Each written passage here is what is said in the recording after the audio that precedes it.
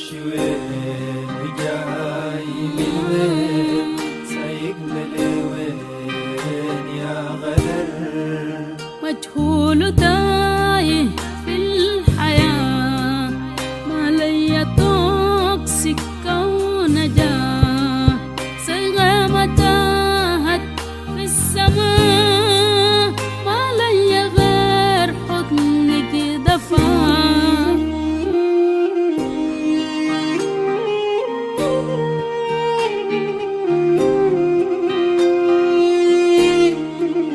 طبع البشر ما كله زي طبع البشر مرات هني والدنيا ما بتدي الحريف مرات عليك مرات علي ماشي وين وجاي من وين سايقنا لوين يا غدر طيب حنين ما فيه ميل في قلبه يوم ما ظن يشيل وافر عطوف زي موج نيل وقت المحن جد بيبقى سيل ماشي وين وجاي من وين سايقنا لوين يا غدر بس يا سواقي الهم أضيفي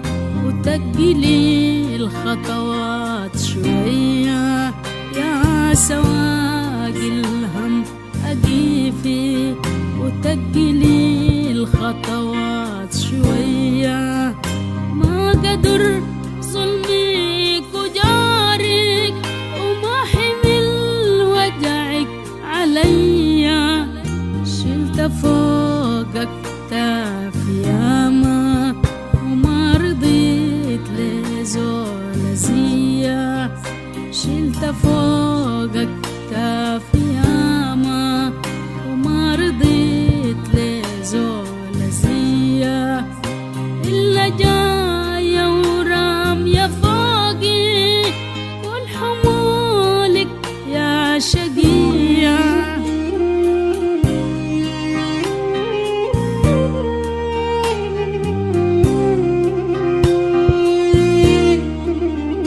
ماشي وين وجاي من وين سايقنا لوين يا غدر ماشي وين وجاي من وين سايقنا لوين يا غدر سايقنا ماشيين احنا وين من غير تذاكر لا سفر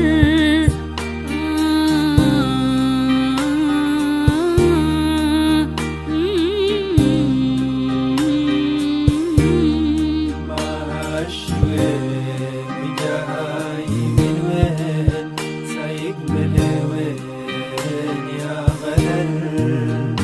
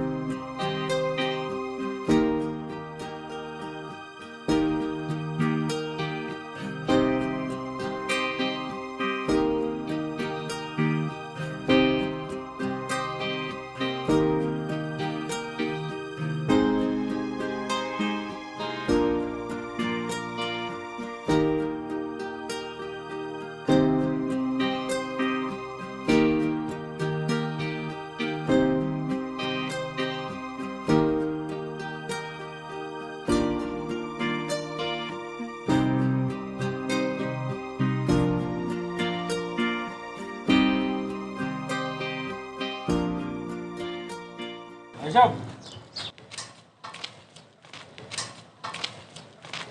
مرحبا. عارف يا مهند، طيب بطريقتك دي ما دارين ناكل عيش معاك نهائي. شلت زبايننا كلهم. اسمع كلامي يا مصاب، الرزق ده بيد الله، وقسمة زول ما بشيل زول. وانا كمية الشكاوي جاتني من الزباين بتعاملك السيء واسلوبك معان، وده المخلي الناس بتكش منك وبتجيني انا. فنصيحة بقول لك، انا جاي لو قفلت الورشة حقتك دي وشفتك شغلة تانية تكون احسن والله. الورشة أنا ما بقفلها، لكن أنا لو خدتك في راسي بجيبك في الأرض وخليك تمسح لي جزمتي دي. الله يهديك. اسمع كلامي، الكلام ده خدته في جاموخك. أنا لو خدتك في زنور داخي بنهيك من الوجود، وتاني ما حتاكل عيشنا من يوم الليلة. حاسب خطاويك يا حبذا لو عينت على قارب الساعة. تيك توك تيك توك. الله يهديك يا ابو. اكتب التنازل ما ينتهي.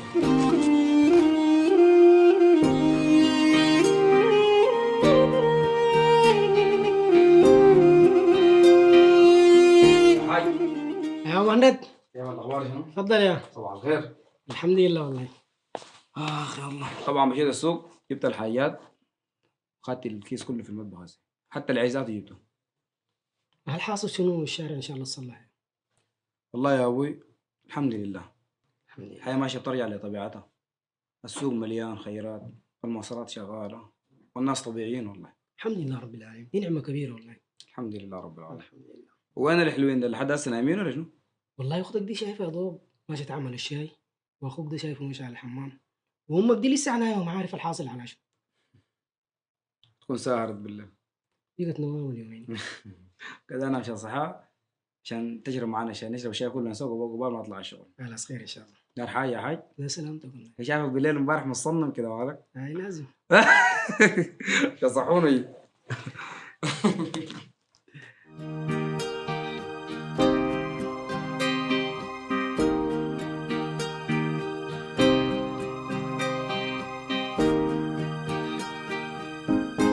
صباح الخير يا. صباح النور يا حبيب أمك. شنو حج النوم ده كله؟ مسهرة وين انت؟ لا فترانة يا أخي، تعبانة بس حاسة إني كده الآن تمام. سلامتك ان شاء الله. يلا رحكي عشان احنا قاعدين تحت كلنا والله قاعدين نشرب الشاي ومستنينك، وانا قلت الحاج ده ما نشرب الشاي الا حاجه قاعده. أنا كده أسمعي. أنا كده والله ما ضيعت أطلع. ليه؟ دايركت أقعد كده أتونس معاك وأعمل لك شاي قرفة اللي أنت بتحبه، الله. ونسة كده لذيذة معاك. مشتاقة ليك. خلاص يا حجة تمام، انا اوعدك اني حمشي الشغل وارجع بدري احصل معاك الغدا تعمل لي الشاي بتاع القرفه. انا كده دخرت على الشغل بتاعي. إن شاء الله أنت تيجي بدري، لكن إحنا فينا ما بيشوفك. يا حجة عيني عيني، انت ما عارفه انا عندي شغل وحاسس في ناس مستنيني. هدخر واقعد معاكم ولا مش هشوف شغلي؟ ما لو دخرت حيقول علي حرامي، يرضيك يقول على ولدك حرامي؟ والله حاسك. على حاجه. طيب نشرب الشاي سوا. الله يعينك إن شاء الله. يا حجة بطل الطلس وقومي راح نشرب الشاي. خلاص امشي أنا بحصل. يلا صباح الخير.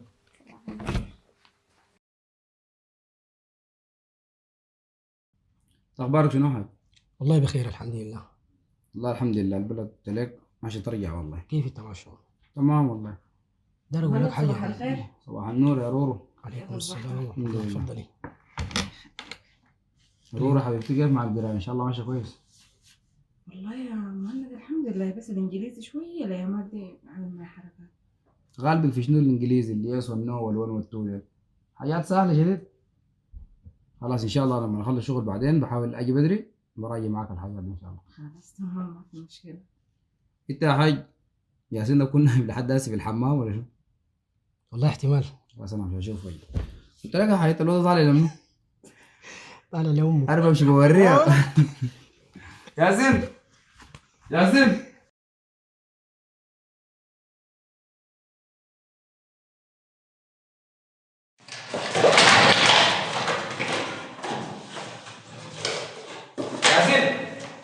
ياسين مالك يا ياسين؟ ما في حاجة بس بنيرة كنت خاشي الحمام كان شغلي ما في جواز جديد. دعوت ديتا؟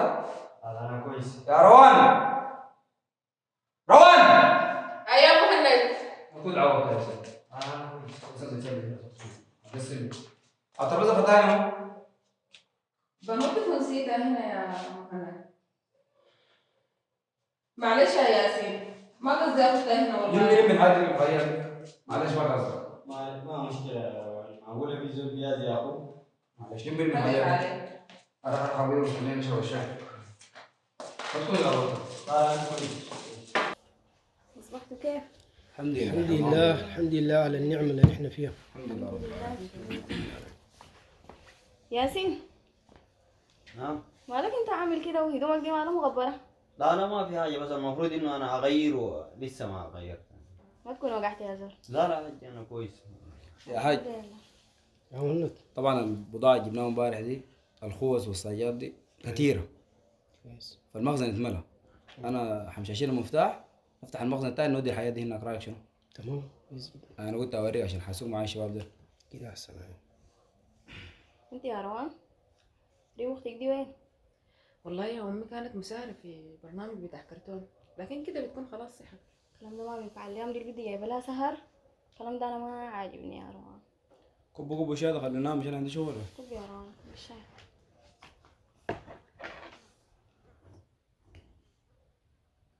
يقول لك شيء يا حاج خلينا امشي احصل الشاي ده مع الشباب هناك، لانه ذكرت عندنا شغله كده والمفروض ننتهي منها بدري. انا امشي بتقدم لك وتتعلم هناك. خير خلاص انت اشرب الشاي وظبط امورك وحصلني. إن شاء الله. تيجي طوالي ما عندك مشوار صح؟ لا على خير إن شاء الله. الله يا حاجه الله يسهل عليك. الله معك يا ولد. الله يديك الله العافية. يحفظك ان شاء الله. شفت يا حاج؟ قال اقول لك حاجه خير إن شاء الله. انا والله الليله من ما صحيت شفت قلبي ده واجعني وبالي ده مشغول. مهند ده انا قلقانه عليه شديد. مهند اي والله. مهند ده يا ست الناس ما تقلي عليه. بعدين مهند ده شغال معي في الورشة يعني 24 ساعة تدعيني. ما دي الحاجه المطمناني انه هو شغال معاك في الورشه، لكن داير اقول لك حاجه عليك الله. الولد دي يجي معاك في يدك الليل عليك الله ما تخليه وراك. إن شاء الله. كده قوم جهز لي غيار واخد لي ديس كده إن شاء الله، واخشاه وهي يجيبوا معي من الورشة إن شاء الله. هذا ان شاء الله. الله يديك العافية. النور. كده النوامه شنو النوم ده كله؟ كنت قاعدة أحضر. نحن شنو السهر ده ما قلنا نخليه؟ هاي ما أنا ما أقول لي مش الشغل لسه صحيت عشان أشرب معاهم الشاي. والله مهند مش الشغل، انتي ما نايمه لكن هو بيطلع بدري انت عارفاه. خلي السهر ده عشان لما تصحي تاني تلقى اخوك قاعد يشرب معاه الشاي. خلاص؟ كويس. هسيبه ان شاء الله الليل بيجي بدري عشان نتونس معاه كده ونشرب شاي مع بعض. تمام؟ تمام. مشتاق لمهند؟ هاي خلاص اصحى بدري وتعالى شرب معانا الشاي. تصحي بدري. كويس. ريم اديني الشاي. سهر.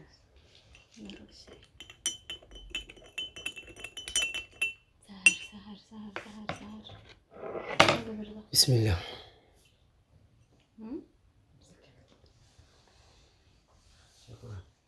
الليلة ما شايفك انت تقيل كده. انا مهند ده الليله بجيبه افتح منه الصباح زول معبرني ما في، وهناك الناس قاعدين منتظرين. الزول ده عامل للناس دي شنو؟ عامل لهم سحر ولا شنو؟ لكن الليله مهند ده بوريك ده الصح. ودي يا حديده يا زفت. ايوه يا معلم. جيب التليفون ده.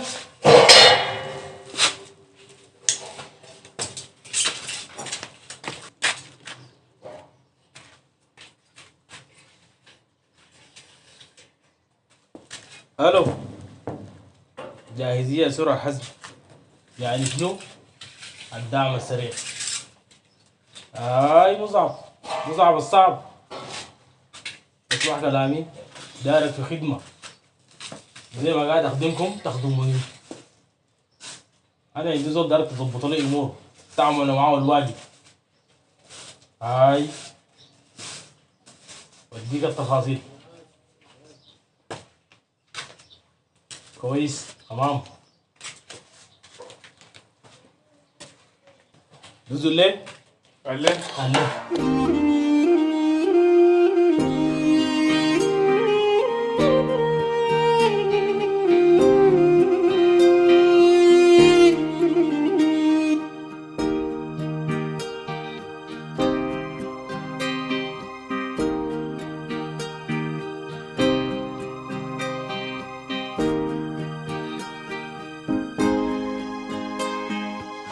السلام عليكم. وعليكم السلام ورحمة كيف الحال؟ يا هلا. شنو؟ حسون اخبار شنو؟ صباح الخير. امورك كيف؟ تمام؟ هلا اخبارك يا الحمد لله. مقبول يا مهند الاخبار شنو؟ اموركم كيف؟ تمام 100 بخير. لا عينه يا شباب. ايوه احنا مستلمين شغل بتاع ناس كثير وخرنا لهم اخوان. ايوه خلينا بقدر الامكان اي زول نسلم شغل. ان شاء الله ان شاء الله. قدامنا شغل كثير اخواننا وطلبات كثيره وجاتنا تاني طلبات اكثر. ان شاء الله دايرين نخلص اللي ورانا عشان نكون فاضيين للشغل الجاي. ان شاء الله. عينا حسون. ان شاء ده بتاع ناس سعاد صح؟ الله. هاي عاوزات هاي بتاعتهم. انا قلت لها ليه الدخولات بيسلمك حياتك دي. لا لا ان شاء الله ابشر. يعني ما فضل لنا حاجه ذاتهم. تمام. يديك العافية. شغل اخوان شوف شغلكم ورح. ان شاء الله يا مهند.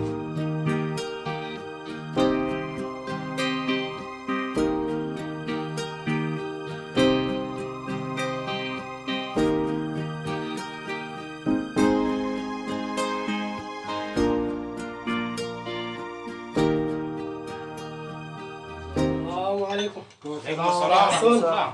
ما شاء الله اموركم ان شاء الله طيبين. خير يديك العافيه. ما شاء الله. الله يكرمك. ناوي هلا ان شاء الله طيبين. ان شاء الله كيف طيب اموركم؟ تسلم دخول يا حاج كيف عاملين؟ انا كيف؟ كيف؟ تمام؟ الحمد لله تفضل. طيب يا الله يكرمك ان شاء الله. الحمد لله رب العالمين. الحمد لله. لا الناس كلها طلبات جاهزه هسه انا كلمت على الشباب ديل يعني المغرب الكثير هنخش شطبنا الطلبات القديمه كلها وجاهزين للطلبات الجديده. لانه في ناس اخرناهم والله. وانت ناس سعاد ديل حاسبوك صح؟ انا جاهزين اهو فعلهم طوالي. الحمد لله. ده الحي انت شارب شاي فاطر حي. لا لا الحمد لله. يا ولد يا علاوي ايوه حاج بابي بالله عليك الله امشي جهز لنا الفطور بسرعه. نرن نفطر بقى. حاضر حاضر اتحرك عشان عندنا شغل قديم. حاضر الشطه والبصل اهم حاجه. جدا نفسي هاي الشباب دول دايرين الله. طب كيف ناس البيت؟ كويسين والله الحمد ان شاء الله لله. طيبين. حسونا كيف؟ لا لا تمام والله الله يشفيكم والعافية. الحمد لله والله. ربنا يعينكم ان شاء الله. يعين الجميع ان شاء الله. امين يا رب. الله يا شباب يا ود ايوه يا معلم. تعالوا انت يا حديد اقفل معاك الباب ده اللي معاكم موضوع ما نقدر نسمعنا.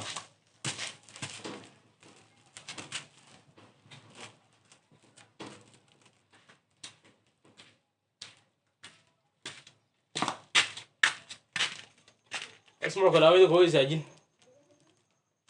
انا عندي شحنه بتاع دراكس جاي الاسبوع الجاي دايركم تقطعوا رسالكم كويس. انا ما داري غل والبضاعه دي حتتوزع للجنبات كلها. الكلام ده مفهوم؟ لكن يا معلم من العملية الأخيرة الحكومة دي خدت عينها علينا. ما عندك شغله بالحكومه الامور دي كلها انا مظبطها. يا معلم لكن انا خايف. خايف كيف يا زول؟ هو يا حديده يا تكون معانا يا تشهد على روحك. الكلام ده واضح؟ واضح. يلا الشهلاء ربا جككوا برا شوف الرزق الجايكم. دزوا ليه؟ عليه.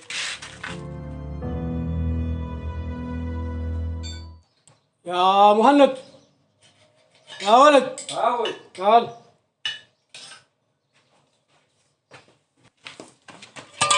يا حاج عايزك تمشي ناس الطاير قالوا مسافرين وعايزين يقفلوا ابوابهم. شيل لك خصتين كده وامشي اشتغل له ما تقصر معاهم.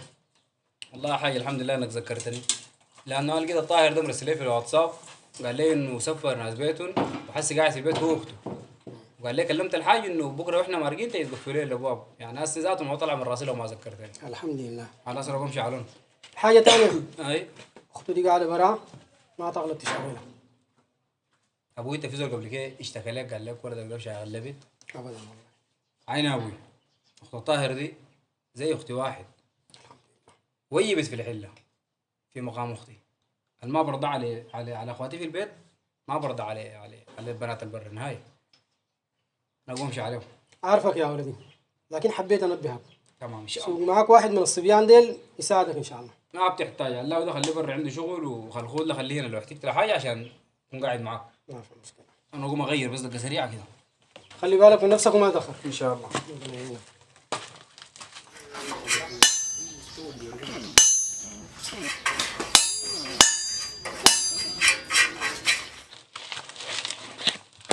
كنت ليه قاعد؟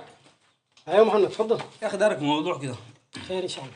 انت عارف يا ابوي الطاهر ده ابو زول يعني كفيف شويه كده متقاعد. نعم. ف كونه انه يلقوا قروش يعني يسافروا بعدي برا يعني انا شايفه ننجزوا. فخليني ما احاسبهم، الحساب بتاعهم اخصمه من مرتبانا. ما في مشكله. شوف الحاجه المناسبه يا ولدي واعملها ان شاء الله. ده عمل خير. الله يكرمك، انا حبيت بس انبهك يعني اني ما حاشي منهم قروش. ما في مشكله. يلا يديك العافيه يا ابو. شكرا لك يا جزاك الله خير. الله فيك يا ابني. الله يخليك.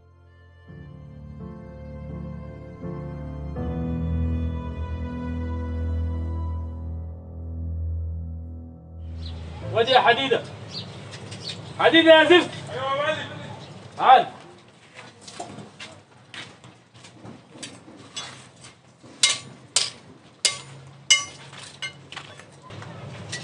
تسمع كلامي ده؟ تعرف تعبير المهند ده؟ تشوفه ماشي وين؟ وشايل شنو بعمل في شنو؟ تقدر الكلام ده؟ ايوه يا معلم. تربيتك. تعال خليك من تربيتي عشان انجز لي المهمه دي وتعال. دزوا ليه؟ ليه؟ تعال ليه؟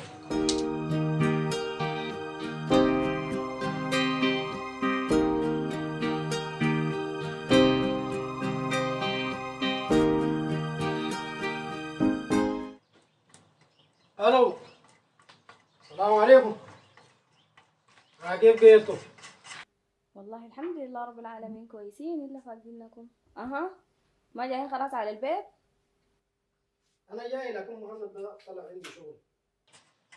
طلع الشغل وبيجي راجع ان شاء الله. شنو يا ابا بكر؟ انا يا اخي ما قلت لك الولد ده ما تخليه وراك يا اخي، جيبه معاك في يدك. خلاص لما يجي انا برجع لك، انا هسي جاي على البيت.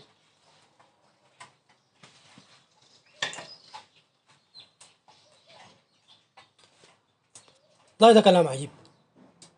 المرة دي ما فهماني ولا شنو؟ بقت تخاف عليه كده.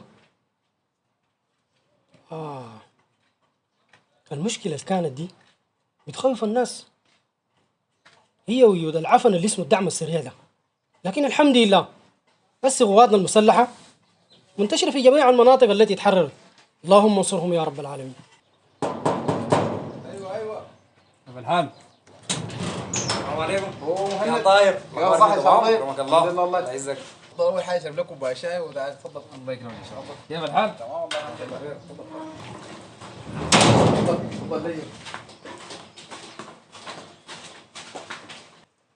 تفضل يا محمد تفضل. تفضل تفضل. بسم الله. يا سلوى. ايوه يا طاهر، ازيك يا مهند؟ كيف حالك يا سلوى؟ اخبارك شنو؟ الحمد لله. كيف امك واخواتك؟ والله كلهم كويسين الحمد لله. انت كيف مع قرايتك؟ والله الحمد لله يا هو اخر سمستر وحابقه دكتوراه، ادعي لي بس. ان شاء الله ربنا يوفقك ان شاء الله.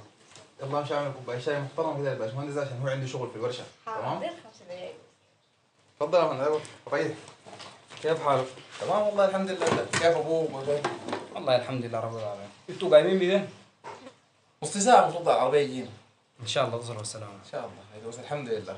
انا ما اسمعني مسافه الشاي دي خلينا ابدا طوالي يعني. يا اخوان اشرب الشاي اول حاجه. بشرب ان شاء الله ابدا طوالي بس عشان انا لاحق ناس هناك وانت عارف ان انا شغل بتاع الليله ما بعرف اجي والله. ربنا يسهل ان شاء الله. بسم الله.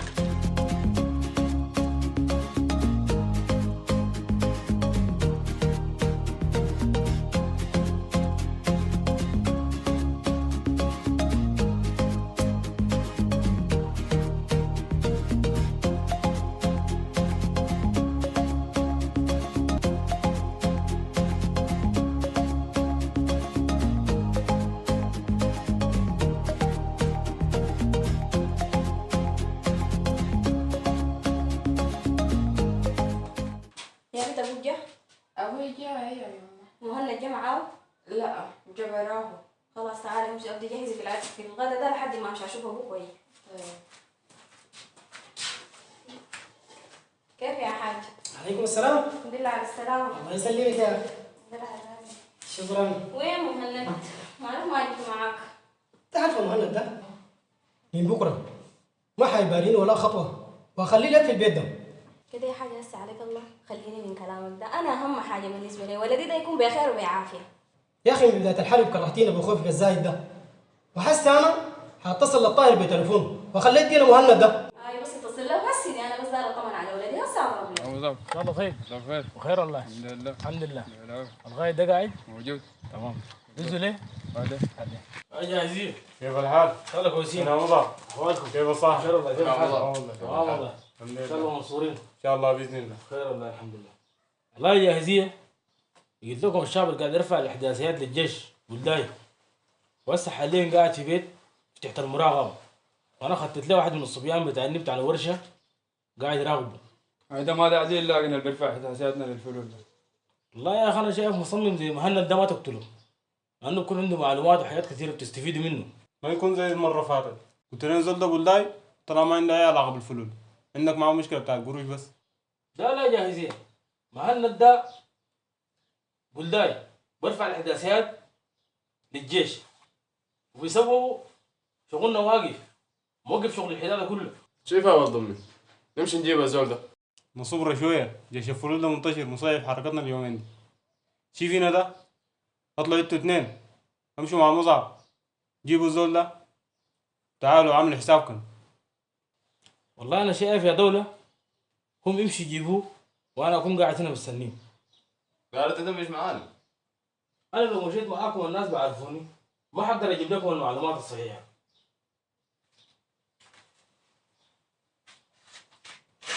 امسك لفها في وجهك ابوك ما يعرفك تاني. كويس جاهزين.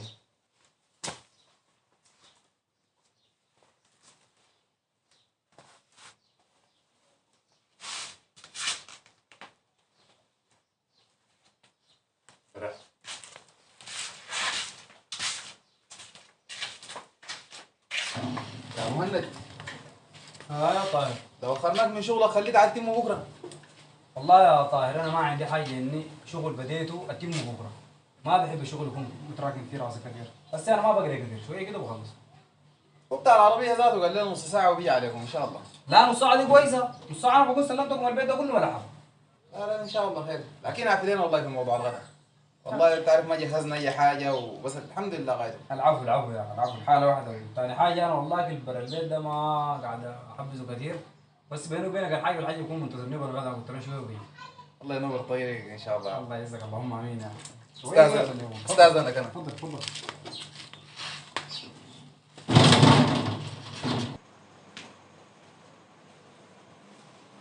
والله عيب في حقنا ود الناس دي يطلع مننا بدون غدا، والزمن ده زمن غدا، والود ده شغال لنا من قبل. نعم شنو يا اختي والله العين بصيره واليد قصيره. مهند ده ذاته ود قبائل وأصول. والله فعلا الراجل والرجال طالع عليه ابوه. ربنا ينور طريقه ان شاء الله. ان شاء الله يا رب.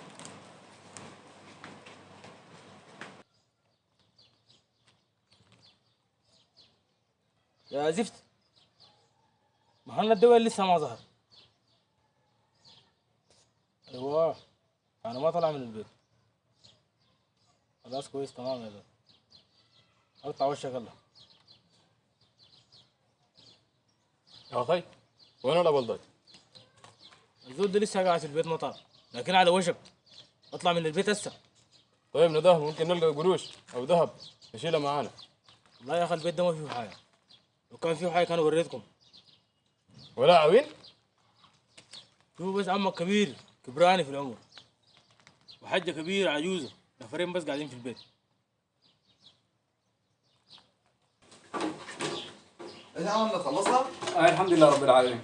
انتوا بس باقي لكم باب الشارع ده، انتوا اطلعوا وقفلوا وراكم، انا برجع بمزاج بلحموا لكم. ان شاء الله. يا مهند حاجه بسيطه بس. خلي قروشك على الله، خلي قروشك. يا مهند خلي قروشك مع صلى الله صلى الله صلى الله. الناس اخواني يا ابو، الناس جيراني. مهند تعامل اخوان تحاسبوا تجار كويس؟ الاخوه اخوه والشغل شغل. يا اسمع كلامي، انا بتعامل اخوان وبتحاسب اخوان، وانتوا القروش دي ماشيين على طريق سفر بتكونوا محتاجين لهم. والله مهند ضحكتنا والله. شايف والله مهند ما جزاك الله خير يا اخي. تصل بالسلامه ان شاء الله، وصليت حياتنا للوالد والوالده. ان شاء الله ان شاء الله. الله يوصلكم بالسلامه ان شاء الله. يلا.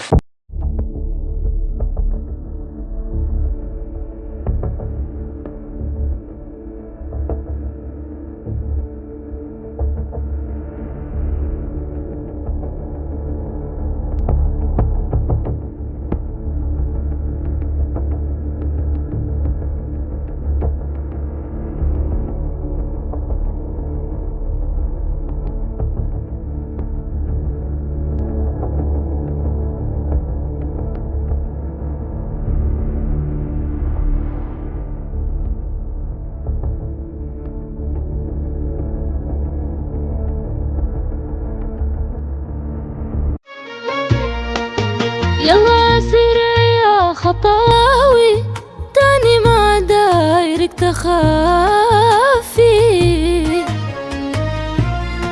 والدروب البدر سابت هسي مالي هالتعافي، والقلب اللي كان موجع هسي مالي هو التعافي، أصله ما دايرك تخافي. يلا تاني نغني غنية فيها نكتب أمنياتنا، نحكي فيها الفات ودع، تاني نكتب ذكرياتنا، تاني نفتح لنا صفحة زاهية بالحب والتصافي، ونمسك ايدينا الحبايب ما بنفرط فيها تاني،